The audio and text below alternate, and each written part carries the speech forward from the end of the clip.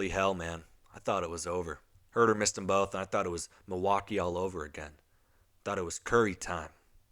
I was going to break something, man. I was about to tear up the house. Just kidding. It's an apartment. So run up those likes and views and all that so I can get me and my lady a house. Anyway, Fox is so back. Both sides of the ball. He was looking like his old self. Fantastic game. What a stop at the end. Saved Herder's life. Saved our lives. But man, how have I talked this long and not even spoke his name yet? Harrison Barnes. Black Falcon, you son of a bitch. I just made a video about you. Now I gotta go make another one. Career high 39 points for HB. He's trying to get us a haul. An absolute haul. His trade value at an all-time high right now. I don't know if that's true, but the value he's bringing to my life is at an all-time high. I love him, man. If we do trade him, he's going to be missed. He's meant so much to this team and this city over the last 5 or 6 years. But let's get back to this game before I start crying. The ball movement and shot making by both teams in this game was unreal. That's basketball in its purest form, man. As much as I hate the Warriors, they do be fun to watch. They do be fun to watch, but only when they lose. And boy, were they fun to watch tonight, baby. Yeah, great win for the Kings.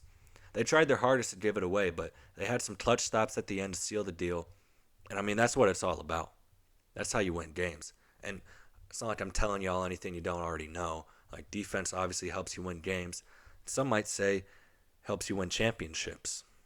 But I really liked what I saw from the Kings defensively today. I know they gave up 133, and I know there were some major lapses at times, but the way they crashed the boards and switched and jumped the passing lanes, like, the effort is there. The effort is there. I just don't know if the personnel is there. And, that's why we need some upgrades.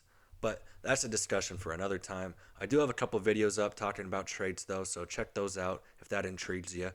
But, yeah, man, this was a game I thought the Kings really needed to win, especially when HB is dropping 30-plus. You have to win those games. You just have to. But I think this will be big for the Kings' confidence. The Warriors have been our kryptonite, and now we even up the season series. I don't know if that's such a great thing that we're pretty evenly matched with the team that's now 4 games under 500. But, I mean, you're going to get the best out of the Warriors after we took them to 7 last year. They're competitors, champions, all that good stuff. So I think it says more about the Warriors than it does about us. But, man, I think the story of the game, aside from Harrison's heroics, was our ability to weather the storm. Every time the Warriors went on a run and it got close, we'd hit a 3 or get a steal or go on a run of our own. And it showed a lot of fight, showed a lot of heart.